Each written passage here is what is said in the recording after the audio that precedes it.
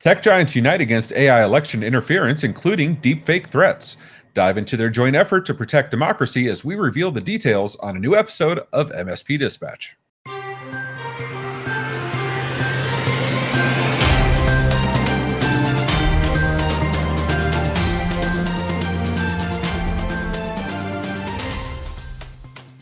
OpenAI, Meta, and other tech giants sign an effort to fight AI election interference in an article written by Sheila Dang and Katie Paul for Reuters.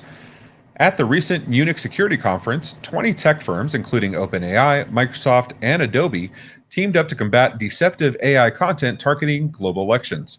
Their agreement involves collaborating on tools to detect fake AI-generated media and launching public awareness campaigns to address the risks posed by rapid creation of text, images, and videos by generative AI. However, the primary goal is to minimize the influence of AI-generated audio-visual content, given its stronger emotional impact on people. Although suggestions like watermarking or embedding metadata to verify content authenticity were discussed at the conference, the accord lacks specifics regarding implementation timelines and strategies for each company.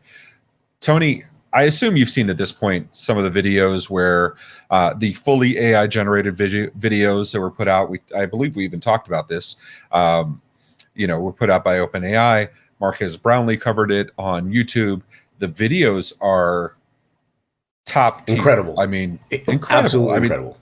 This is coming from the same AI that a year ago was making like 8-fingered hands and stuff, right? This is pretty amazing to me. So how do we stop this, or what are your first impressions when you hear they're at least discussing it? Okay, so let's talk about the reality of the situation. There's an expression I know of: no way to foretell the future, but by the past. And we can clearly understand that the past, for those that are initiated, by that I mean old, we've been watching this stuff for literally decades, 40 plus years of this is what's going to happen. We are now here. We're here, which means, let's be blunt, all the things that were completely ridiculous at some point, there's an eventuality to that happening. Don't you think we should be creating a framework? And right now at this very moment, we're starting off, hey guys, let's agree to maybe get together and talk about, maybe talk about this just a little bit. I'm going to throw this one out there. Why don't we create a framework? Why don't we create liabilities, accountabilities? Why don't we create not just the education, which is a baseline of this, but frankly, there should be some FUD involved in this. I mean, that fear, uncertainty, and doubt is no longer the fear, the false evidence appearing real. It's the real, tangible, top quality 4K video of someone that you know and trust telling you to do something that's against everything that you believe in because it's fake.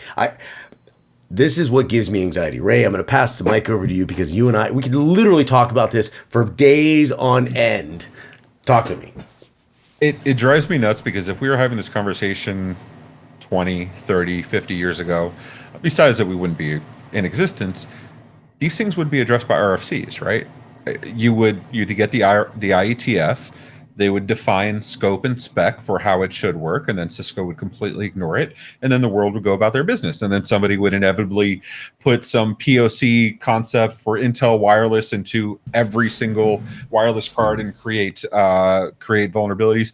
But besides that, the conventions for these things already exist. You say framework, I agree with framework.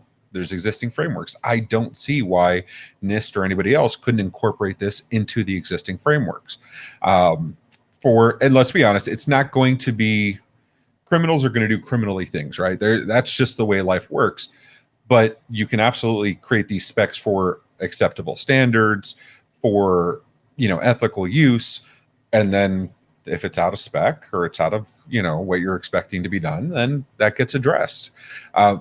It's not an easy thing. We see some of these videos and they're still not perfect. You can look at them. You can sit there and identify little things. The hand movements are a little weird. The one with the dogs playing in the snow, they kept kind of like walking through each other, which is kind of weird. So you still have that uncanny valley thing going on where it's the human eye still, catches it when you're looking, but it's getting damn close. It's closer to an Easter egg now to catch these things than it was blatantly obvious before. So I like that these people are talking. I like that they're trying to solve this.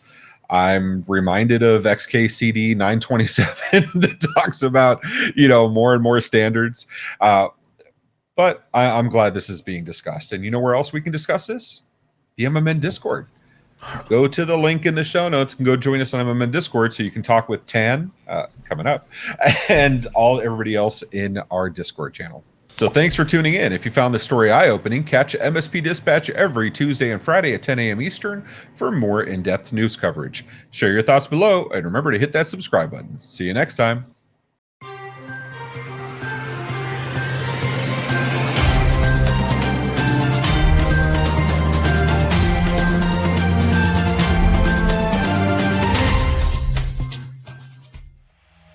This has been a broadcast of the MSP Media Network.